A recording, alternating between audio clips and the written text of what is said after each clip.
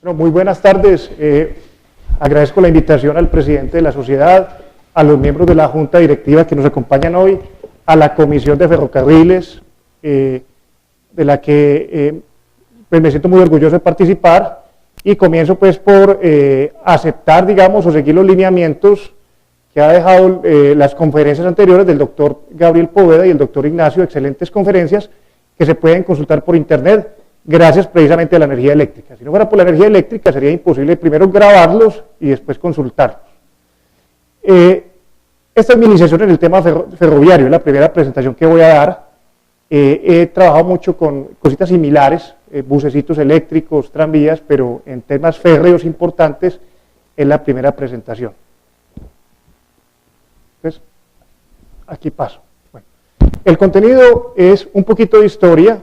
Ya la conferencia del doctor Poveda y la del doctor Ignacio nos introdujeron al mundo de los trenes y su recorrido histórico, entonces no voy a hacer mucho énfasis, he sacado muchas diapositivas en ese aspecto. Vamos a hacer un diagnóstico actual de la electrificación de las redes ferroviarias, un panorama tecnológico que es donde creo que los estudiantes que nos sigan por internet van a poder encontrar muchos trabajos de grado, vincularse al tema de la tracción eléctrica, para que ayuden al país a que salgamos pues de este atraso en la tecnología férrea.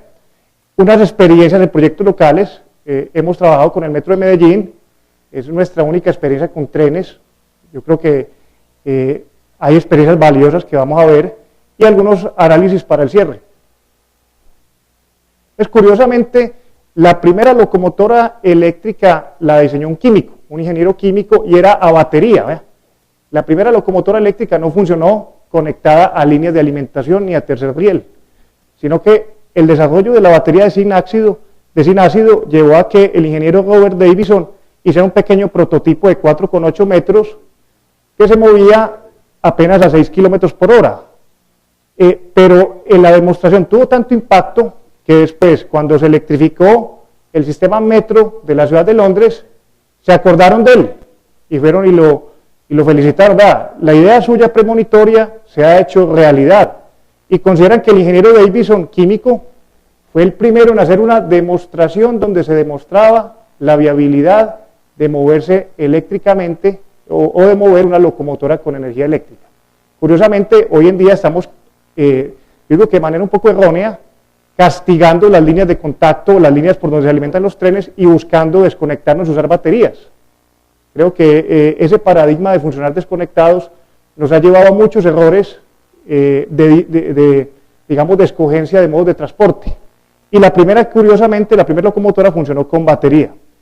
Las ecuaciones de Maxwell estaban fresquitas. Los descubrimientos de Faraday eran supremamente cercanos a esta época. Entonces, es increíble ver cómo los avances eléctricos desencadenaron esta revolución tecnológica en muy pocos años. Eso es previo a la guerra de independencia de los Estados Unidos, previo a la liberación de los esclavos. Otro hito importante, de la primera imagen me faltó comentar, perdón, aquí hice un daño. Ya. Otra vez lo volví a hacer. Que pase. ¿Va a salir? ¿Debe ser este? No, este tampoco. Ahí sí. Y esta es la primera locomotora, o el primer sistema de transporte ferroviario con personas, desarrollado por Siemens en 1879. Ahí está la foto de... el nombre Siemens va a estar muy ligado, o va a ser una de las pruebas de que el transporte de pasajeros y el transporte de carga a través de trenes va a estar muy asociado con la infraestructura eléctrica y con el desarrollo eléctrico. Saben pues que Siemens es un líder mundial tanto en energía eléctrica como en transporte. Dos hitos muy importantes, la Asociación de Ingenieros Eléctricos y Electrónicos lo tiene registrado así, como hitos importantes de la electricidad, es el tranvía eléctrico de Richmond, el primer tranvía operativo que llevó pues de manera comercial y exitosa personas en los Estados Unidos y en el mundo. Esto hace parte de una de las milestones, ¿cómo podría decir eso? Una de las marcas importantes en la historia de la ingeniería eléctrica. Vamos a ver que hay varias marcas de la ingeniería eléctrica que están asociadas con marcas de la vida de los trenes y los ferrocarriles. En 1890 se electrificó el sistema del metro subterráneo de Londres, que había empezado a funcionar unos 20 años antes con locomotoras a vapor. Los sistemas para sacar la contaminación del carbón y del vapor en esos túneles obligó a que rápidamente fueran electrificados. La gente se envenenaba montando en los trenes. Salía con los ojos untados de hollín, con los pulmones, más o menos lo que vivimos en nuestra ciudad. Sin estar en un túnel, por culpa de la contaminación, lo vivían los habitantes de Londres por culpa de funcionar con locomotoras de carbón. Desde entonces, todo sistema metro subterráneo ha sido eléctrico. A los amigos que promocionan el gas natural y que salen con cosas como que el mundo se mueve con el gas natural, nunca miran debajo de la tierra y saben que las grandes ciudades tienen intrincadas redes de trenes eléctricos metropolitanos que funcionan con energía eléctrica. Ninguno de esos trenes metropolitanos funciona ni con diésel, ni con gas, ni con ningún combustible fósil. Entonces, las ciudades grandes, la movilidad en las grandes urbes, en las metrópolis, es una movilidad eléctrica. Que por encima vayan bucecitos de gas y combustible, eso está bien, pero también van tranvías y buses eléctricos.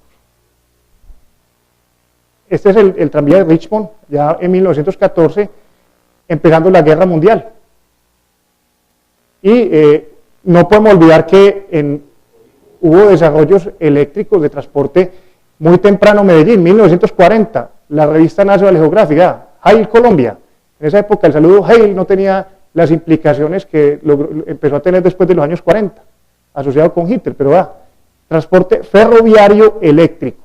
Para los que dicen que no se puede, que aquí no tenemos plata para hacer eso, estas son pruebas de que sí se puede y que debemos hacerlo. Y en la época en la que las empresas públicas de Medellín promovían el tranvía, ahora está promoviendo mucho el gas natural. Yo creo que en transporte masivo la apuesta de las empresas públicas de Medellín debe ser por la electricidad, y también quiero hacer un llamado a que las empresas públicas se vinculen con el mundo ferroviario, esa infraestructura lineal, que es acorde con sus realidades. Ya se metieron en gas, ya se metieron en agua, falta que se metan en los sistemas ferroviarios, y necesitamos y reclamamos de empresas públicas ese músculo financiero que tienen. ISA ya apostó por las autopistas, infraestructura lineal. ISA también debe apostar por sistemas ferroviarios, que incluso están más ligados con su responsabilidad social, porque ISA es una empresa de líneas eléctricas, muy similar a lo que se requiere para ferrocarriles eléctricos. A Bogotá también tuvo un sistema de tranvías ferroviario eléctrico, muy parecido al que tiene París ahora y se van a Gloria, vea. ¿Qué diferencia hay? Absolutamente ninguna. Lástima pues que dimos ese paso para atrás, como muy bien explicaron en las conferencias anteriores, sobre todo por el lobby petrolero, y por el lobby del caucho, y por el lobby sobre todo la General Motors, que fue sancionada en Estados Unidos de una manera, pues, digamos, virtual, porque esa sanción no tuvo efecto, fue multada en el 77 por el escándalo de los tranvías, por promover la desaparición de los sistemas de tranvías y de trenes que comunicaban ciudades en los Estados Unidos. El único ferrocarril eléctrico que queda en Colombia es el tren de Acerías Paz del Río, 40 kilómetros. Pues además del metro de Medellín, es un tren de carga y está operando de manera, de pronto nos pueden dar al final más datos sobre él, ya 40 años operando. Eso habla muy bien de la larga vida de los elementos, del material rodante y de los accesorios que se requieren, pues, para la infraestructura eléctrica. Un diagnóstico parecido a cuando se ve la Tierra del espacio, ¿cierto? Se ve un montón de congestión, que uno diría, esto parece que es la luz que emite el planeta de acá. No, estas son las líneas férreas que hay en el mundo. Los colores vivos, naranjado o amarillo, son líneas electrificadas, inclusive morado. Miren que predominan en Europa. Miren, pues, cómo estamos nosotros. El solamente tener esta visión de las líneas férreas habla de nuestro atraso grave en infraestructura. Las líneas grises son líneas que no están electrificadas, que todavía son más. En este momento apenas el 25% de las líneas férreas están electrificadas. Sin embargo, son tan poderosas las eléctricas que les da para mover la mitad de la carga ferroviaria en términos de volúmenes. Vamos a ver que las locomotoras eléctricas son las más poderosas del mundo. Pero vamos a hacer bueno, aquí hay unos pequeños datos. con líneas aéreas de contacto, perdón, ahí, por línea aérea de contacto, este es como naranjado, se mueve la gran parte de Europa. Mire que las mal llamadas catenarias tienen una importancia fundamental para la humanidad, y nosotros a veces las tendemos a despreciar. Sistemas de 20 kilovoltios, de 12 kilovoltios. Miren aquí el problema que han tenido los alemanes con el resto de Europa. Han escogido voltajes distintos a los franceses, distintos a los rusos, distintos a los belgas y a los italianos. Ahí está evidente pues, la mentalidad alemana y su, digamos, división que han tenido con el mundo. La otra red electrificada, la que cruza entre Francia e Inglaterra, ¿verdad? Ahí está. Azul, también son electrificadas con tercer riel, ¿verdad? También hay líneas electrificadas. Entonces mire que Europa está electrificada, lo que me parece un acierto gigantesco. Miren una imagen bastante diciente, miren el corazón de Europa, y ahí traslapo un mapa de perfil topográfico. Observen que la excusa con que nos han bajado del tema ferroviario, que es que aquí hay montañas, es completamente falsa. Miren ahí la superposición. Mire que pareciera que las montañas no tienen, la topografía no tiene efecto sobre el desarrollo ferroviario. ¿Cuál es la clave? Los túneles y los viaductos. Esa es la clave. Inclusive ahí pueden ver, luego veremos que estos Alpes son atravesados con gran facilidad por trenes de más de 300 kilómetros por hora, 200 kilómetros por hora. Entonces, yo creo que no se puede volver a aceptar la excusa de que la topografía es una barrera. ¿Que hay más costos? Sí, sí, pero se ven, si se hace un análisis responsable financiero a largo plazo, con seguridad, que salen los ferrocarriles avantes, como se ya en las dos presentaciones anteriores se han hecho incluso números. Estados Unidos se ha demorado para electrificar y les ha pesado esa electrificación, lo reconocen. Nuevamente el lobby petrolero ha jugado un papel importante. Solamente hay unas líneas electrificadas entre Nueva York y Washington, trenes de pasajeros, la carga se sigue moviendo en diésel contra el querer actual del gobierno. Preferirían tener mucho más desarrollado las líneas eléctricas, porque hay unas líneas eléctricas también en California. Exactamente. Miren Asia, Japón, completamente ferroviario y completamente eléctrico. China, también, miren la forma, qué bueno que hubiera una forma de comparar esta imagen con una imagen hace 10 años o hace 15 años. Esto apareció de repente, súbitamente, en muy corto tiempo, por una política agresiva, tanto en trenes de carga eléctricos como trenes de alta velocidad. India, miren, electrificado. Bueno, nuevamente, ya aquí los colores no indican líneas de electrificación, sino las líneas de alta velocidad. Las moraditas son de entre 300 y 320 kilómetros por hora, ya compitiendo con aeronaves. El récord de velocidad que se tiene en un ferrocarril convencional, con rieles y catenarias, 574 kilómetros por hora en esta ruta francesa acá. Pero miren que las rutas de alta velocidad también pasan sin ningún problema las cordilleras, los montes alpinos. Los montes alpinos estamos hablando de elevaciones del orden de 4.000 metros sobre el nivel del mar, no son para nada despreciables. Y miren, el tren más rápido en este caso convencional también usa catenaria. Aquí está un poquito de chispeo, ¿sí?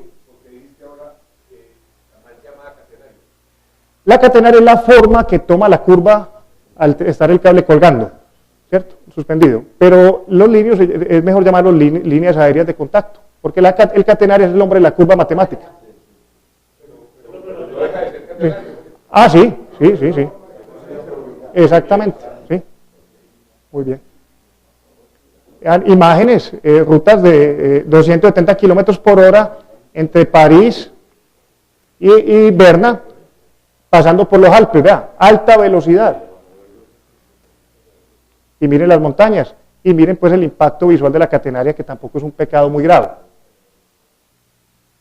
Bueno, calentamiento global. Empecemos a hablar un poquito de las motivaciones. Hay mucha discusión todavía si sí o si no, pero yo me inclino por el panel de cambio climático y por los científicos que están en él, y me estoy muy preocupado sinceramente. Ya, según las cuentas de la Universidad de Oxford, del científico May, salen, si llegamos a 1 trillón de toneladas, y de toneladas chiquitas, porque saben que están las toneladas grandes y las toneladas chiquitas son 10 a la 12, las toneladas grandes son 10 a la 18, 1 billón es 1 millón de millones para nosotros, los billones grandes. En cambio, para los norteamericanos, desafortunadamente, 1000 millones es 1 billón. Entonces, miren que ya vamos por la mitad. Según este científico, la humanidad no puede darse el lujo de acumular 1 trillón de toneladas antes del año 2050, porque la Tierra experimentaría un incremento de 2 grados centígrados. Si quieren, tienen celular y facilidad para entrar a las aplicaciones, aquí está el contador. Entran ahí y el contador se activa. Esto va estimando las emisiones que estamos haciendo. Si no reducimos las emisiones en un 2,5% de manera anual, empezando ya, vamos a tener problemas. Entonces, creo que es responsable empezar a ponerle cuidado a la gente del panel de cambio climático. ¿Qué pasaría? Si llegamos al 2%, acumulando ese trillón, la vida marina estaría en peligro. Si seguimos abusando, llegamos por aquí a los 3 grados, ondas de calor mortales, y por aquí hasta los 5 grados podríamos estar experimentando extinción masiva. Entonces, este es un riesgo verdadero. Y los ferrocarriles, como vamos a ver, van a jugar un papel muy importante en la forma en que el mundo va a combatir el cambio climático. ¿Por qué? Porque requieren mucha menos energía. Y porque, como vamos a ver en esta diapositiva, la energía eléctrica es lo más parecido a lo que, digamos, se conocían en el medioevo como la piedra filosofal. Es la energía más maravillosa de todas porque es el sumidero de todas las fuentes renovables. La energía eólica, energía solar, la energía hidroeléctrica, de la cual podemos sentirnos muy orgullosos en Antioquia. Toda esa va a la red eléctrica. Obviamente van algunas energías sucias, el carbón, por ejemplo, el gas natural. Una vez en una central hidroeléctrica, o en una central, perdón, térmica, se quema gas natural, se quema carbón, esa energía pasa al sistema eléctrico. Nosotros tenemos una ventaja competitiva gigantesca respecto a los otros países porque somos muy hidroeléctricos. Entonces, lo que se conoce como la huella de carbono de nuestro sistema eléctrico es muy bajita. O sea, producir electricidad en Colombia emite muy poquito dióxido de carbono a la atmósfera, mientras que en otros países es supremamente contaminante la red eléctrica. Mire que en Estados Unidos estamos hablando del orden de 600 gramos de CO2 por kilovatio hora, aquí apenas del orden de 100. O sea que los Estados Unidos, cada vez que emiten o producen 1 kilovatio de energía eléctrica, emiten 6 veces más que Colombia, los chinos 7 veces más. Por eso ellos son los grandes culpables del cambio climático. Y en ese aspecto los antioqueños podemos decir que producimos mejor la energía eléctrica que en muchos países desarrollados. Podemos sacar pecho respecto a eso. Esta información me la pasó Exxon. Yo le pedí, por favor, páseme cómo se ha comportado la red eléctrica. Obviamente, cuando hay fenómeno del Niño, hay que aprender un poquito de las térmicas. Y eso sube un poquito las emisiones. Y en épocas de buena hidrología, estamos por el orden de apenas 100 gramos de CO2 por kilovatio hora. Algo que envidian los países del mundo. Solamente Noruega nos mejora. Francia por aquí toda elegante, toda orgullosa. Son muy limpios, pero ¿por qué? Porque tienen energía nuclear. Es nuclear. Y en términos de CO2 salen bien librados, en términos de residuos no, porque la humanidad no ha podido saber qué vamos a hacer con esos residuos nucleares. Entonces, sustituir transporte de carga en diésel en Colombia, transporte urbano en diésel por energía eléctrica es directamente contribuir a la lucha contra el calentamiento global, y esto nos abre muchas puertas de financiación, muchísimas puertas de financiación, y esto ayuda a apalancar muchos proyectos. Es una estrategia buena para pedir recursos, para que los trenes que sueña el doctor Poveda, para los que Ignacio planteó, es ir a pedir plata y decirles, ya señores, que nosotros vamos a ayudar a bajar emisiones en el mundo. Sobre la energía eléctrica y el transporte, hay digamos que unos hitos importantes. Pues los primeros motores eléctricos rápidamente demostraron tener mejores características de torque y potencia que los de diésel. ¿Cómo se compara eso? Pues uno pone un fabricante y dice, hágame un motor, digamos, de 1000 kilos, ya uno eléctrico, hágamelo de 1000 kilos, y comparan las características. Y ya el eléctrico está superando los motores de combustión. Pueden dar más torque y potencia por unidad de peso. Aquí hay como unas curvas de motores de peso comparable. este es el motor diésel, ¿verdad? No tiene fuerza de arranque, es muy debilucho. Solamente logra el torque a una velocidad dada. Estas curvas torque contra velocidad. Las curvas que van a encontrar en los estudiantes cuando estén entrando a estudiar la tracción eléctrica. Son importantísimas. Esto revela qué tan bueno o qué tan malo es un motor. En cambio, el motor eléctrico moderno, no el solito, sino el motor acompañado de un controlador electrónico, ofrece esta curva roja, vea. Es una curva poderosísima. Torque altísimo desde el principio. Luego se empieza a decrecer por culpa de que las máquinas no pueden guardar indefinidamente campo magnético. Por culpa de la saturación magnética, a medida que aumenta la velocidad hay que sacrificar el torque en el motor eléctrico. Pero si comparamos el efecto, digamos, dinámico ante una misma carga mecánica, recuerden que la aceleración está determinada por el área que forma la diferencia de estas curvas, entre el torque que impulsa y el torque que se opone. Entonces mire que los vehículos eléctricos tienen un desempeño inmensamente más poderoso que los motores diésel, a pesar de que los diésel tengan un poco más de torque pico. Esto permite mayores velocidades, mayores aceleraciones, mover mayores cargas.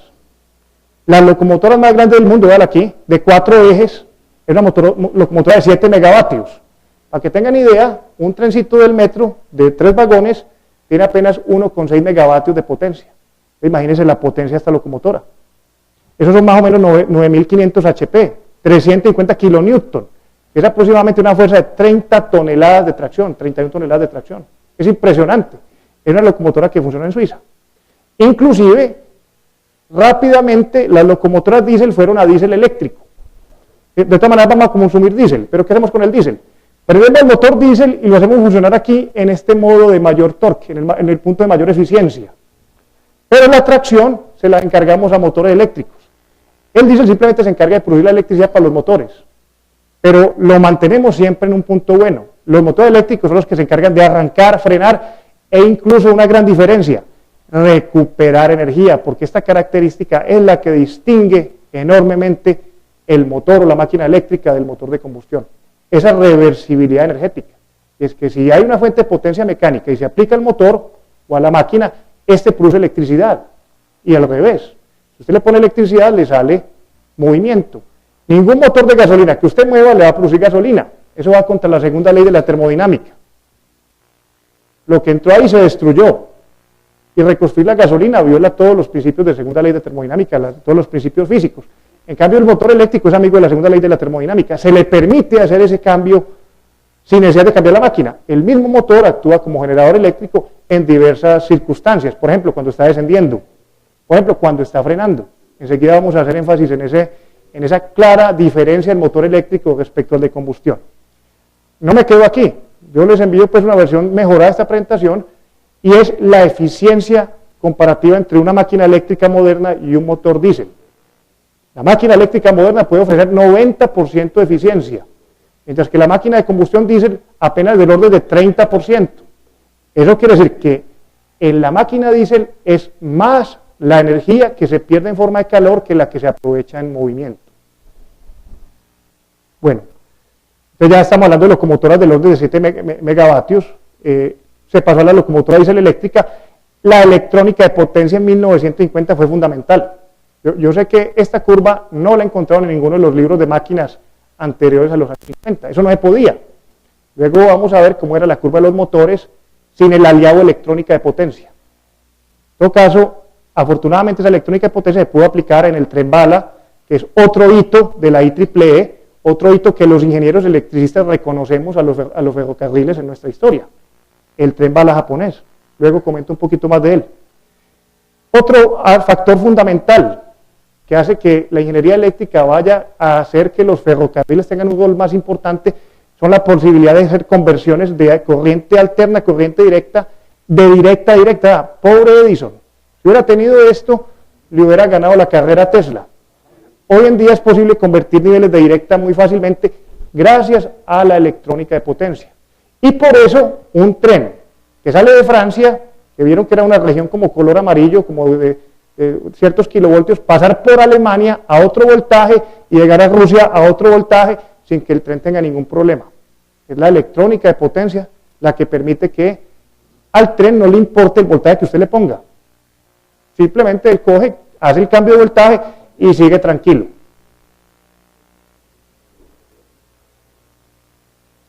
Otro avance son las locomotoras híbridas que han sido potenciadas por el desarrollo de la batería de litio-ion, de iones de litio.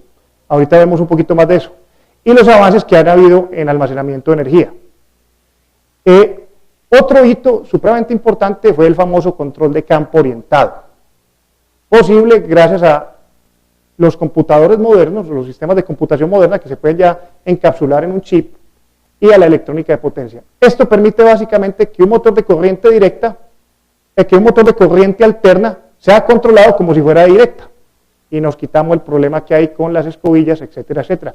Tema que voy a tratar a continuación. Siguiente hito importante, avances en materiales magnéticos, sobre todo el neodimio. Imanes más poderosos, gracias sobre todo a los desarrollos chinos, que permitió el desarrollo de la máquina sincrónica de imán permanente. Ya no con rotores excitados, con bobinas, con cobres, que requieren escobilla, no con imanes, para dar unos torques enormes. Enseguida entramos a precisar cómo funciona eso. Lógicamente, importante tiene el desarrollo de los ultracapacitores y de la levitación magnética, que también vamos a explorar con más detenimiento. Una pequeña pausa, una defensa chiquita a la línea aérea de contacto o la catenaria. Nadie la quiere. Cuando uno le presenta al alcalde o presenta en el consejo o a las administraciones un sistema con estos, ahí uno dice, no, retrocedemos, ya hay baterías. Pues sí las hay, pero no para esto, no para uso intensivo. Están para que yo maneje el carrito eléctrico por aquí, por el que vieron parqueado afuera, por Medellín, 20 o 30 kilómetros, pero no para moverse 300 kilómetros diarios, no para mover carga. Tan importante es en la línea aérea de contacto que ya los alemanes están contemplando electrificar autopistas, no solamente los trenes, sino las autopistas. Esos son camiones híbridos que tienen un motor diésel que en cierto momento vienen y se conectan a operar ahí. ¿Por qué? Porque no hay forma más eficiente de llevar la energía directamente a través de cables. Tesla fracasó, él quiso, a quien le demos pues muchísimo, pero la idea de mandar energía sin cables, eso no existe. Y generalmente, si se hace a costos de ineficiencia, o sea, se pierde eficiencia.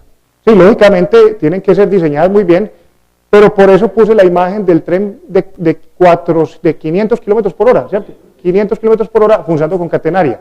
O sea, que incluso en las velocidades la ingeniería nos permite soluciones, pero luego de pronto nos pueden explicar bien alguien que sea experto en catenarias. Yo la única catenaria que he montado fue la que puse en Bolivariana. Esa es la única, pues, mi experiencia, verdad, que es triste decirlo, solamente he montado en el metro, en el bus que montamos nosotros y en el tren que iba hasta Cisneros. Es triste decirlo, sí. Sí, es antiestético, sí. Pero, sí. Bueno, hablando de inconvenientes de la catenaria, pues antiestética sí es, pues, pero se le ha logrado, no en este caso los venezolanos como que no les gustan los árboles, pero se ha logrado mimetizar con los árboles en muchas partes del mundo, sobre todo en Milán, y observen que los postes que se utilizan son los mismos postes para el alumbrado público. Este es el trolebús de Mérida en Venezuela. Este es Mérida, Venezuela, que esta es nuestra otra pelea que tenemos casada por la electrificación de transporte, pues en Colombia, los transportes sobre todo tipo BRT. Además, pues, como estos vehículos tienen asistencia diésel, ellos se pueden desconectar perfectamente y operar de manera autónoma. Otra ventaja gigantesca es que esto permite que haya conexión energética entre los vehículos. Eso es algo que hay que hacer énfasis a esa importancia. ¿Qué quiere decir eso? Si aquí hay otra volqueta bajando, esta energía que produce la que está bajando, por el efecto regenerativo, pasa a la que va subiendo. Entonces el sistema reduce su consumo de energía sustancialmente, no de 30 a 40%. Y los frenos de la que está bajando se protegen porque es un freno electromagnético. Ahí no hay gasto de pastas ni nada de eso. Entonces, la catenaria permite vincular energéticamente los vehículos. Cuando un tren de estos, cuando en el metro de Medellín frena un tren, parte de la energía pasa al que va a arrancar. Eso lo hemos medido, ahorita les muestro las curvas, en ese proyecto estuvimos trabajando.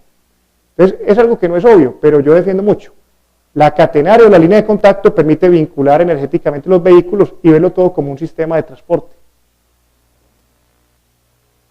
Trolebarcos. Estoy todavía en el paréntesis de la catenaria. Para canales, vea, para canales también es muy bueno pensar en que haya una movilidad, por ejemplo aquí en Antioquia, que hay tanta necesidad de ferries de carga.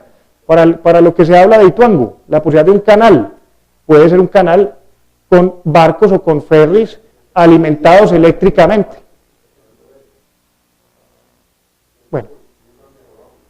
ha mejorado muchísimo. Son camiones en Italia, camiones de transporte de carga en Italia. Los trolecamiones los llamo yo. Bueno, vamos al tren bala de Japón. Es un hito importantísimo, sobre todo porque fue hecho en una época en que el transporte ferroviario iba para abajo. Empezó a ser concebido antes de la guerra, pero logró concretarse en 1956. Y a los ingenieros les costó mucho convencer al gobierno japonés, sobre todo porque iban contra la corriente. Eso es bueno de pronto para los estudiantes que nos vean después, los que están ahora. Ir contra la corriente a veces es importante. Ignacio, que yo creo que ha tenido experiencia yendo contra la corriente, sobre todo promoviendo trenes en Colombia, a veces es importante no dejarse llevar por las tendencias de la vigilancia tecnológica, que es algo que de pronto en las universidades estamos cayendo en un error de creer que lo que hacen los otros es lo que es. Y hay una disciplina moderna que es la vigilancia tecnológica. Investiguen qué está trabajando la gente para que usted trabaje ahí. Eso es importante, pero nunca se debe perder el criterio propio. Si en el tema no está trabajando mucha gente, puede ir antes que sea una mina de oro para trabajar en él y explotar. Entonces, ¿qué pasó con los japoneses? Se empecinaron en hacer su tren. En Estados Unidos estaba bajando el transporte de pasajeros enormemente. Ellos dijeron, necesitamos una solución que reemplace los aviones para conectar Tokio con la otra ciudad grande japonesa, Osaka, y queremos hacerlo de una manera avanzada en tecnología, a alta velocidad y aprovechando las nuevas innovaciones, de pronto superando todos los problemas que habían tenido los transportes ferroviarios en el mundo, que habían problemas de logística, había problemas de burocracia, había un poquito, bueno, todos ustedes saben la historia muy bien explicada en las dos conferencias anteriores. Esto me va a permitir explicar de ahora en adelante la forma en que ha evolucionado la tecnología eléctrica a partir de esta experiencia. El primer tren, la primera generación, véala acá, el T0, en términos absolutos consumía una energía que vamos a tomar como referencia 100%. Miren cómo ha ido bajando la energía consumida por los trenes. Enseguida vemos qué ha pasado en los sistemas eléctricos que han permitido esto. Incluso se subió la velocidad a 270 kilómetros por hora. Un tren de 270 kilómetros consumiendo menos que el que iba a 220. Y de pronto explicar cómo se lograron esos aumentos de velocidades sin cambiar la vía férrea, usando tecnología eléctrica. Entonces miren cómo se ha reducido el consumo de energía. Esta es la generación 0, la generación 1, la generación 2 y las últimas dos generaciones. Miren también cómo ha cambiado la aerodinámica, copiando la forma de las aves. Bueno, aquí están los tres motores que han tenido las generaciones de trenes. El primero, el motor de corriente directa. Perdón, aquí está. La primera generación tenía el famoso motor de corriente directa, que es el que tiene los trenes de primera generación del metro de Medellín. Miren el tamaño que tenía ese tren y miren cómo se ha ido reduciendo. ¿Qué ha pasado? Pues primero, gracias a la electrónica de potencia se pudieron empezar a utilizar motores de inducción. Este es un motor tipo licuadora, es una licuadora gigantesca, para los que pues, quieren tener un buen referente. Este motor de inducción es una lavadora gigantesca, motor tipo lavadora. Y este nuevo, el motor sincrónico, es una máquina muy parecida a las que están en Guatapé, una máquina sincrónica, pero a la cual el rotor ya no es con devanado de cobre, sino que son imanes permanentes. ¿Quién creyera? Imanes permanentes, dando mucha más fuerza que motores de tecnologías pues anteriores. Sin fricción, casi que sin fricción. Inclusive hay muchos rodamientos, a veces levitando magnéticamente en los rodamientos. Mire cómo ha aumentado la relación peso-potencia. Este es un indicador muy interesante. Más potencia con menos peso. Vea, en el término del motor de directa, es un número bueno para los estudiantes, se tenía más o menos 5 kilogramos por kilovatio. Usted puede calcular cuánto le pesaba el motor de una locomotora dependiendo de la potencia. Y hoy hemos llegado casi que a 1 kilogramo por kilovatio. Se ha reducido en un factor de 1 a 4.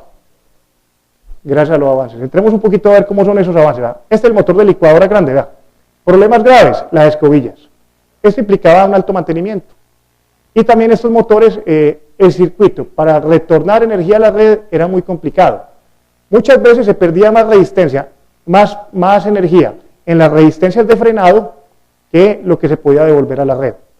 Tenía un alto mantenimiento y afortunadamente pudo ser superado. De todas maneras tenía un torque muy elevado, lo que ya lo hacía mejor que los motores de combustión para aplicaciones de tracción. Los tranvías de Medellín tenían un motor de este tipo. E insisto, los motores del metro actuales, los de primera generación, tienen un motor de esas características. Ventaja, pone los dos campos magnéticos a 90 grados, el del rotor y el estator, lo que da un torque muy elevado. Pasamos al de inducción. Miren qué simplicidad, qué diferencia, ahí se vea. Miren qué rotor, está la parte que va rotando adentro, muy complicada, con delgas, escobillas, etcétera. Ah, miren a esto, sin escobillas, vea. Casi que es una lata de aluminio con unas barras de cobre. Eso es. Los estudiantes pueden fabricar motores de este tipo. Mantenimiento, pues lubríquelo y quiéralo un poquito. Sóbelo si quiere. Son prácticamente libres de mantenimiento.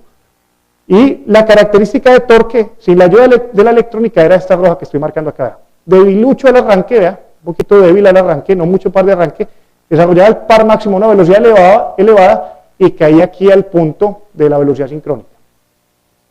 Gracias al convertidor electrónico de potencia se pudo cambiar fácilmente la frecuencia y el motor adquirió estas curvas combinadas. O sea, uno puede arrancar por la amarilla y pasar aquí, ir variando la frecuencia, gracias a los sistemas electrónicos de potencia. ¿Y eso qué hizo? Que este motor, miren, pasó de tener una característica débil al arranque a ser poderoso para cualquier velocidad. Entonces inmediatamente los trenes migraron a una tecnología, sacando el motor de directa más pesado, reemplazándolo por un motor de inducción con un convertidor electrónico. Hito fundamental. Ahí está pues el campo giratorio, que me gusta mostrarlo siempre, y el motor asincrónico. Recuerden que el asincrónico, el rotor y flujo tienen velocidades distintas. Y el campo giratorio es producido pues por la ondulación de la corriente. Un sistema de bobinas separados 120 grados por corrientes también separadas 120 grados. El teorema de campo giratorio de Tesla. Ahorita hablé un poquito mal de él por la energía inalámbrica. Hoy tengo que darle todo el reconocimiento por los aportes a los motores. Y vean, miren lo que logra el convertidor electrónico. Convierte directa, que se toma en la catenaria, en alterna. Este es el voltaje. El voltaje se hace pulsado, ¿cierto? Simulando, haciendo que el área bajo la curva se parezca a una senoidal, como la corriente del motor. Es la integral del voltaje, la onda resultante es senoidal. Entonces se engaña el motor. En vez de darle alterna, se le da directa, dosificadita. Y la corriente adquiere la forma de senoidal y produce los campos magnéticos giratorios. Y eso permite que el nuevo tren, los nuevos trenes del metro, tengan motor de alterna. Entonces, la nueva generación de trenes del metro de Medellín pasó a corriente alterna y tiene un convertidor de este tipo. ¿Qué es el silicio? Arena.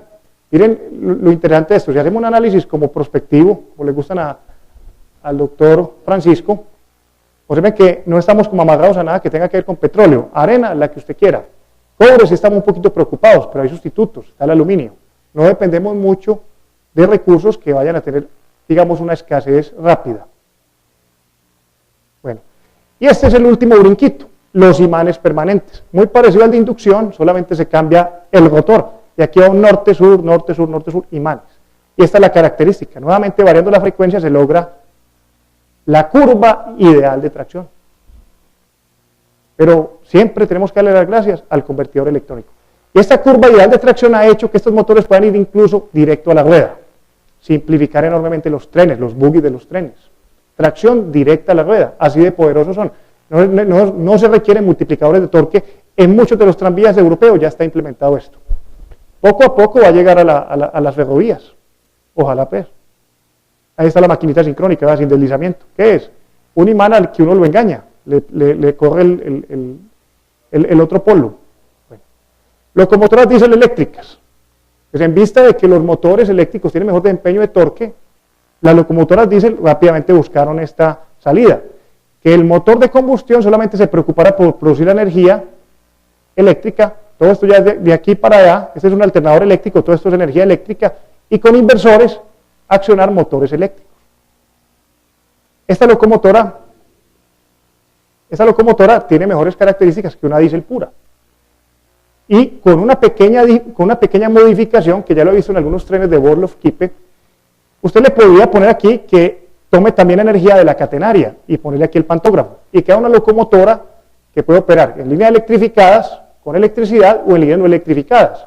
Entonces, por ejemplo, en Colombia podríamos buscar un esquema de estos, para no tener que obligar a que los primeros trenes sean totalmente eléctricos y esperar a que se tire la catenaria, sino empezar con este tipo de locomotoras e ir electrificando gradualmente. Inclusive, la vuelve un poquito invulnerable a problemas donde falle la catenaria. Si falla la catenaria, el tren sigue con su respaldo diésel, sobre todo aquí que hay terrorismo. inconvenientes de la tracción eléctrica por catenaria, es vulnerable, pues. Por eso es importante, ojalá ponerse de acuerdo pues con los amigos terroristas rápidamente, sea por el método que sea, pero creo que es una barrera importante, porque es que hacer terrorismo es muy fácil. El terrorismo está apoyado por la segunda ley de la termodinámica. Construir es muy difícil, pero destruir es muy fácil. Entonces a los trenes los ha perjudicado también la guerra. Es que a una carretera usted le pone una bomba y le hace un hueco. A una ferrovía usted le pone una bomba y la deja inutilizada. Entonces ese, hay que decirlo, es un inconveniente. Somos un poquito, los amigos de los trenes, sabemos que nuestra infraestructura es más vulnerable. Pero esta sería una forma por lo menos de lidiar con esa vulnerabilidad. Locomotoras con respaldo diésel. La locomotora eléctrica es muy sencilla, simplemente toma la energía de la catenaria, tiene un convertidor y va a motores. No voy a detenerme pues mucho en esa locomotora eléctrica. Una familia intermedia es la locomotora híbrida diésel eléctrica. La clave es que tiene acumulador de energía. Eso hace que pueda acumular la energía de frenado a pesar de que no tenga catenaria. No tanto como permitiría la catenaria, porque la catenaria permite enviarla casi que de manera, no digamos ilimitadas porque tiene restricciones, pero sí más amplia, porque la batería sufre cuando usted le mete la energía muy duro, que es lo que pasa en los trenes. Si la corriente es alta, la batería tiende a sufrir. En todo caso, esta es otra alternativa para Colombia, pensando en unas locomotoras primero híbridas, con posibilidad de catenaria, de manera que los trenes puedan operar en el año cero, aunque no esté desarrollada toda la infraestructura eléctrica, y de pronto mover o hacer el diseño financiero del proyecto un poco más atractivo. De pronto no meter tanta plata en el año cero, sino ir difiriendo la electrificación poco a poco. Bueno, almacenamiento en ultracapacitores. Los ultracapacitores, a diferencia de las baterías, sí aguantan esos golpes energéticos. Hagamos una comparación más o menos con el ultracapacitor que tenemos en la universidad. ¿Sí? Digamos que para un mismo peso, ultracapacitor y batería, si la batería es capaz de guardar 100 paqueticos de energía, el ultracapacitor solamente puede guardar del orden de 10. Bueno, el de nosotros realmente 3 no más, 10. Entonces no guarda tanta energía como la batería. ¿Cuál es la ventaja del ultracapacitor? La forma en que esa energía puede entrar o salir de él. En la batería hay que meterle cada paquetico de energía uno por uno, porque esa reacción química que almacena la energía provoca calor. Si usted lo hace más rápido, mata la batería. En cambio, en el ultracapacitor usted puede entregarle los 10 paquetes en un segundo y sacárselos, sin que eso vaya en detrimento de su vida útil. Tienen 1.000.000 de ciclos de carga-descarga, comparado con los de las baterías, que en el mejor de los casos es del orden de 3.000. Hay una ventaja gigantesca para eso. Y otra cuestión es cuando uno evalúa potencia, que es energía por unidad de tiempo. Entonces, 10 paquetes de energía en un segundo es mucho mayor que 1 por segundo. Entonces, duplican, inclusive, del orden de 10 veces más capacidad de potencia que una batería. ¿Eso qué facilita? Que para aplicaciones de tracción son ideales, para arranques, que son transitorios o maniobras de alta potencia, y para frenados. Entonces, los ultracapacitores y la tracción han ido muy de la mano. Este proyecto, por ejemplo, que está instalado en Colonia y también en el Metro de Madrid, permite que un tren que vaya frenando, empiece a entregar energía a la red. ¿Listo? Pero generalmente, si no hay trenes, y esto pasa exactamente en el Metro de Medellín, si no hay trenes, el voltaje empieza a subir mucho, y entonces podría quemar equipos. Entonces, ¿qué toca hacer? Gastar esa energía en forma de calor adentro del tren, un desperdicio. Pero, gracias a los ultracapacitores, ese exceso puede guardarse, esperando que cuando otro tren arranque, ahí va a arrancar el otro tren, tome esa energía del ultracapacitor. Entonces, estas aplicaciones de ultracapacitores están permitiendo, primero, disminuir la infraestructura que se requiere para alimentar un sistema. ¿Por qué? Necesito menos subestaciones de tracción. Puedo ir más lejos con la catenaria sin tener problemas de voltaje. Disminuir aún más los costos operativos del sistema. Es bien interesante todo lo que se puede lograr con ultracapacitores. Ahora que se van a comprar más trenes para el metro, uno pensaría, de pronto hay que expandir las subestaciones. ¿Cuánto le cuesta eso a la ciudad? No, es posible que los puntos débiles, donde ya el voltaje empieza a fluctuar mucho por culpa de los trenes, el problema se resuelva de manera muy económica con un sistemita de compensación en corriente directa. Eso sería más o menos así, ¿verdad? Aquí vamos a ver. Generalmente, el tren toma la energía de la subestación, cuando frena la devuelve al ultracapacitor, y cuando va a arrancar no toma toda, sino que el ultracapacitor le ayuda con un poquitico. El ultracapacitor puede ir dentro de él o puede estar fijo en una estación, dependiendo de la configuración del sistema. ¿Esto qué va a permitir? Permitir que con la misma infraestructura eléctrica alimentemos o mejoremos la frecuencia de trenes. Esa es una tesis que yo fui el director de la Universidad de Kenten, una simulación supremamente interesante de un sistema aplicado al metro de Medellín que estamos construyendo. Debe estar operativo, si nos funciona bien, en mayo del otro año, en la estación Niquía, en la cola de la estación. Ese es nuestro ultracapacitor. Entonces aquí con los estudiantes, en nuestro laboratorio de máquinas, para que vayan cogiendo el amor por los trenes, les decimos, vea, esto es casi como una catenaria del tren, es nuestro sistema de corriente directa del tren. No para una catenaria, pero ellos hacen un acto de fe, ahí lo hacen. Y aquí hay un montón de trenes, son los motores. Entonces los motores cuando están en laboratorio paran, arrancan y causan las mismas fluctuaciones de voltaje que en el sistema de trenes. Y el ultracapacitor, ya con su convertidor, guarda energía o entrega energía. ¿Para qué? Intentando mantener el voltaje constante. Porque cuando un tren arranca, el voltaje tiende a caerse, así como la presión, para los que están familiarizados con la mecánica hidráulica. Y en ese momento, el capacitor entrega energía para compensar. Y cuando un tren está entregando energía, el capacitor absorbe para compensar el efecto. Bueno, sobre la levitación magnética, muy promisoria, tiene patentes desde el año 1900, pero el primer prototipo real es de 1979 en Hamburgo, Alemania, moviendo pasajeros. Y ya, pues, le quitaron el récord de velocidad, ahora que hablan de la catenaria, sí. El tren de levitación magnética, como no tiene catenaria, puede ir teóricamente más rápido porque no tiene ese contacto. Dicen los ingenieros, pues, que esto podría eventualmente ir hasta 6.000 kilómetros por hora, pero sacando el aire en túneles de vacío. Creo que esa es la conexión que piensan hacer los chinos con Alaska en Estados Unidos. Ojalá lo logren, pues, porque a mí me choca mucho montar en avión y sinceramente estoy esperando que hagan esto rápido para poder viajar un poquito más. La levitación se parece mucho al motor de imán permanente, ¿verdad? Repulsión de campos electromagnéticos. Yo creo que no hablo mucho porque en Discovery Channel seguramente hay mejores programas y más explicativos sobre la levitación magnética. Solamente está superando al tren de catenaria y rieles en 6 kilómetros por hora. Es la única diferencia que hay ahora, solo 6 kilómetros por hora, uno 578 y el otro 584. O sea que por ahora no ha justificado la tecnología. No ha justificado por eso, porque son unos costos gigantescos y se puede hacer con catenaria y con riel.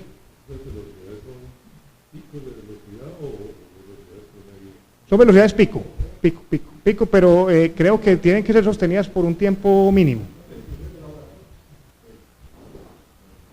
Eso es una avioneta, sí, una avionetica.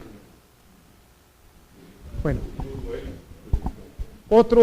otra contribución que ha hecho los nuevos actuadores electromagnéticos a la movilidad son los trenes de múltiples unidades eléctricas, con motorcitos repartidos, no con motores gigantescos en locomotoras. ¿Qué ha ayudado a hacer esto? Que haya mejor adhesión y que los trenes superen pendientes más elevadas. Este es el caso del tren bala japonés, que también fue innovador en cuanto al diseño y generó un debate muy parecido al que hay entre trocha angosta y trocha larga. Unos les gusta este esquema, a otros estos. Tienen sus ventajas y desventajas. Por ejemplo, en este no les gusta que los motores estén debajo de la gente. Antes eran muy ruidosos, vibraban mucho. Ya se han ido resolviendo. Esto, me imagino yo, pues que no soy muy experto en temas de adherencia y de rieles, que produce una especie de efecto oruga. Al estar distribuido el peso, el tren tiene mejor adherencia. Sí.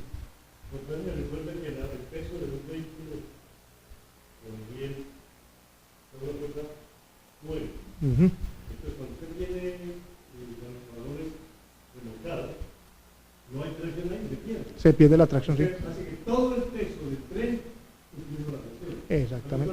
Solamente el peso de los valores que tiene el motor utiliza ese peso del motor. Esta debe ser perfecta. Exactamente. Esa es la explicación. Por ejemplo, cuando se requería mucha potencia, había que incrementar el tamaño de la locomotora para lograr esa adherencia, pero entonces dañaban la vía. Entonces, esta solución ha sido muy buena. Y yo tengo la esperanza de que si se rehabilitan las trocha angosta, se pueda operar con estos ferrocarriles a velocidades mayores, con mejores aceleraciones, casi que compitiendo con velocidades comerciales de trocha ancha, sin necesidad de incurrir las inversiones que haya que hacer para trocha ancha. Entonces yo creo que ferrocarriles con esta tecnología en trocha angosta van a tener velocidades operativas mejores y que se pueden planear sistemas con mayor pendiente. Y yo creo que eso acortaría mucho la ruta. Uno lograr salir de una pendiente máxima del 3%, a llevarla a, como hablan los ingenieros japoneses, 5 o 6% incluso, acortaría enormemente y disminuiría las inversiones. Porque estos motores ya pueden ir por todo el tren, porque ya son motores compactos de imán permanente. Esa es la clave. Usted no puede repartir motores diésel chiquitos por todo el tren, ¿usted imagina? No se puede hacer. Unos daticos, no sé si estoy extendido más de la cuenta, estos sí los manejo yo, porque como he trabajado mucho en movilidad de buses y tranvías, los tenía en el computador, entonces fue muy fácil hacer unas cuentas para compararlo con el sistema férreo. Vamos a hacerlas con tractomulas, o sea, este ejercicio lo vamos a hacer para transporte de carga de tractomulas, pero anticipo el que hicimos para movilidad de pasajeros en las ciudades. Pues comparamos a Transmilenio con motores diésel, Metroplus con motores de gas, el trolebús de Quito en Ecuador con motores eléctricos y el metro. Entre estos tres primeros, la única diferencia que hay es la tecnología del motor. Aquí hay otra diferencia que es el modo férreo, que es menos peso muerto, vehículos más grandes y digamos, pero aunque aporta menor fricción con el piso. Pero observen lo siguiente, energía consumida en kilovatio hora por cada vehículo. Miren que el tren, un tren de 3 unidades, no está muy lejos de lo que se está tragando en energía a un bus de gas. Eso habla del desperdicio tan gigantesco de energía que ha sido escoger el gas natural o el combustible fósil en general para Metroplus. No hay gran diferencia entre mover un tren en términos de energía. Es triste la forma en que estamos botando energía que nos va a faltar en el fenómeno del Niño, porque estaría mejor en una térmica produciendo electricidad. Tuvimos que suspender la importación de gas de Venezuela, porque es que no estamos nadando en gas, como dijeron los ingenieros de empresas públicas cuando recomendaron al alcalde irse por un Metroplus a gas. En este momento tuvimos que cerrar la llave para Venezuela. Entonces, energéticamente es un pecado. Sí. Y el de gas emite gases contaminantes a la gente que está cerquita. Que aquí hay un efecto directo. Aquí uno no puede hacer como el área metropolitana, medir la contaminación diluida en el aire. No, aquí está el tipo al lado del bus, el motociclista al lado del bus. Las emisiones van directas. Un comentario de Sí. el problema de que tenemos que recuerden que la adherencia a cero es más baja que llanta Neumático, sí. Entonces, Llanta el pavimento. tranvía de Ayacucho no es el mismo que nosotros en el No, Prácticamente, sí. En Ayacucho, para la pendiente, se hubo que utilizar rueda neumática, que es un muy... el tren o el metro es ese, que es acero a cero. No, se lo sé. Decía un profesor italiano hace muchos años que si usted tenía un vagón de 1000 toneladas, pues, con un tipo lo empujaba. Con un tipo lo empujaba, esa es la clave. Pero si fuera ya está claro que no hay metro, quitado el distinto. Necesitaba 10 tipos, esa es la diferencia del coeficiente de fricción, es del orden de 1 a 10. Sí, esto sería como una comparación entre moverse en tractomulas con diésel y ir a transporte férreo, es como un intento de replicar ese cálculo que viene a continuación. Cuando dividimos por pasajero, el consumo por pasajero, como estos vehículos llevan mucha más gente, miren la diferencia como empieza a hacerse de enorme. Y si se lleva costo, pues en el costo sale beneficiado el gas natural porque es un poquito más barato que el diésel, pero miren la forma en que queda demostrado que Transmilenio, reemplazando un metro, eso es falso. A pesar de que un alcalde de Bogotá ha insistido eso y se le metió en la cabeza, eso no es verdad. Un sistema de buses no puede reemplazar nunca un sistema ferroviario eléctrico. Este es el costo peso por kilómetro pasajero. Miren, por eso es que la gente está protestando por Transmilenio. Es que Transmilenio tiene la misma tarifa que el metro y es insostenible. Entonces, estas son evidencias claras de que hay que emigrar hacia las ferrovías rápidamente. Exactamente. Bueno, sí. No, es decir, el transporte, un padre tiene todo su un técnico de transporte tiene todo su No todo puede ser bien. No todo puede ser bien, hay que usar los ríos, hay que ser un sistema multimodal, hay que ser un sistema multimodal integrado con los ríos, integrado, pero creo que estamos haciendo una apuesta muy grande por las autopistas, sin pensar también en complementarlas con un sistema férreo que debe ir un desarrollo coordinado y paralelo, sí. Tengo un comentario muy beneficioso de esto, pero vamos a en el 65, cuando yo discutía en Italia el corredor nacional del río, que hablaban de 30 a 35 metros de luz. Cuando aprobamos el acuerdo de los ordenanzas en el 70 y pico, habían como 40. Hoy hay 180 metros de luz. Y hay 400, pero esto en las ciudades con eso. Porque muchas ciudades tienen muchas líneas. Y hoy hay 400 ciudades con líneas. Muy bien. Y todos eléctricos. Todos eléctricos. Ese fue nuestro intento pues por promover el regreso del trolebús a Colombia. El tranvía, afortunadamente ya el tranvía tiene como sus propios dolientes y va a derecho. Hay en este momento 5 proyectos en diferentes etapas en Colombia, enseguida los presentamos. Este bus, qué tristeza, fue más fácil venderlo otra vez a Europa que montar aquí. Es una lástima. Paso rápido, el vehículo eléctrico lo pueden ver afuera, paso rápido porque me gustaría concentrarme en lo otro. Este es un proyecto ferroviario interesante que hicimos hace 2 años, cayendo en cuenta que en los años 70, cuando se contemplaban estos trenes, no había un problema tan grave con la energía y no se tuvo mucho en cuenta el arrastre aerodinámico, sobre todo porque era un tren que paraba muchas veces urbano. Sin embargo, se hicieron los análisis con la escuela que es hija del doctor Restrepo, aeronáutica, ¿verdad? La aeronáutica dando contribuciones al sistema férreo, y los estudiantes allá y los ingenieros hicieron una modelación para obtener la carena óptima para reducir el consumo de energía. A mí me tocó primero pues, intentar estimarlo matemáticamente y de las medidas de consumo de energía, y parece que sí se justifica. En el peor escenario estamos hablando de un 2% de reducción del consumo de energía, que tiene un peso muy grande. No es más porque es un tren urbano donde el tema inercial es el que más pesa, arranque, parada, pero el retorno de la inversión es como a 4 años y eso es realmente un negocio bueno para el metro. Entonces parece que justificó, ¿verdad? Ahí están las modelaciones, ¿verdad? Todo esto, gracias al conocimiento y a toda la infraestructura que montó el laboratorio, con su tunelcito de viento, con su simulación de elementos finitos para calcular el arrastre aerodinámico. Esta era la situación aerodinámica del tren, muy pobre, y pasaron a esto. Bueno. Claro, desde el principio, si vieron, el primer tren era por el piso, el tercer riel.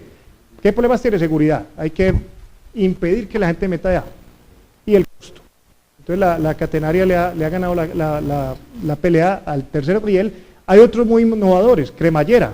A medida que el tren pasa se va abriendo, pero eso se vuelven unos costos de mantenimiento que vuelven el proyecto muy complicado. Bueno, para el cierre, pues creo que un llamado a empresas públicas, a Isagen, a que vean esto como una infraestructura lineal, donde pueden invertir, asociarse con las APP, hacer asociaciones público-privadas, intentar convencer a los propios transportadores de carga que se vuelvan socios.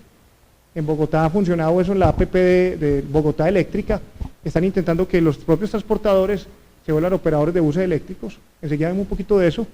Promover tranvías y trolebuses. Las universidades son fundamentales. Y para terminar, unas diapositivitas de edad. Este es Endesa. Yo quisiera ver aquí EPM, no una compañía bogotana, pero desafortunadamente para Endesa sí trabajamos. En empresas públicas ha sido muy complicado promover este tema. Y miren lo que tienen sus diapositivas. Esto no lo pueden incluir en las memorias porque es de Endesa. Yo copié la diapositiva. Por favor, no lo incluyan en las memorias, pero miren esto. ¿Verdad? Apuesta por la movilidad eléctrica. Transporte público masivo, ferroviario y eléctrico. Los taxis, miren que necesita voluntad política, ¿verdad? Hay otro mensaje, que pesar, pero la voluntad política es fundamental. Y aquí en Bogotá, el hecho que la voluntad política, sea bueno o sea malo el alcalde, haya estado de parte de esto, ha facilitado enormemente. O sea, si el político quiere, los ingenieros ya nos encargamos. O sea, el político no hace cálculos de baterías ni de catenarias, pero sí le da un impulso muy importante para que las APPs puedan funcionar. O sea, no falta sino que el político diga quiero, y la ingeniería le da la solución. Entonces la voluntad política es fundamental. Esta APP es muy bonita. Nosotros participamos en la prefactibilidad que fue aprobada. Había que escribir un documento de prefactibilidad, nos contrataron a nosotros, y lo que redactamos pasó el primer filtro. La factibilidad sí es un estudio más costoso. ¿Quiénes están en esta alianza público-privada? Están los 5 principales operadores de buses en Transmilenio, que operan con buses diésel y son transportadores, y quieren migrar a eléctrico. la empresa de energía de Bogotá y Codensa. Entonces, miren qué interesante figura. Obviamente nadie quiere firmar, porque es que sería la primera experiencia APP ya funcionando. Tú tienes, me imagino después en los problemas, aquí demandan todo, entonces desafortunadamente pues hay miedo, pero es un proyecto supremamente interesante que es migrar la fase 1 y fase 2 a eléctrico. Se está hablando de 455 trolebuses, como los que tuvimos en Bolivariana, biarticulados. Esa es la intención, 455 trolebuses de tacada en Bogotá. Pero los vehículos actuales no servirían para nada. Se van sacando porque ya cumplieron los 10 años de vida útil, ¿cierto? Es aprovechar que viene un recambio importante. Y otro dato interesante es que otra virtud de la catenaria. Si eso se va a hacer con baterías, la subestación para cargar todos los buses por la noche sería gigantesca, porque había que darle toda la energía que requiere el bus en 4 horas. En cambio, la catenaria permite distribuir la demanda sobre toda la ciudad. Entonces, insertar un sistema con catenaria en una ciudad que ya está consolidada es mucho más fácil. Por eso a empresas públicas no le va a hacer ni cosquilla el tranvía de Ayacucho. Tiene 3 puntos de conexión, a 3 subestaciones de tracción sin ningún problema.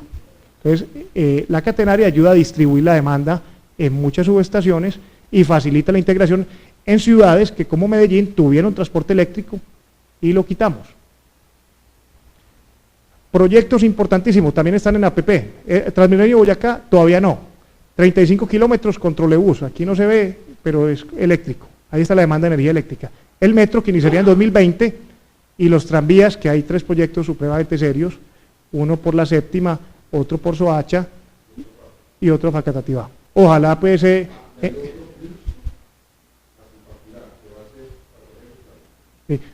se empiece a tejer la red que nos mostraba Ignacio y que todos hemos soñado que necesita pues el país.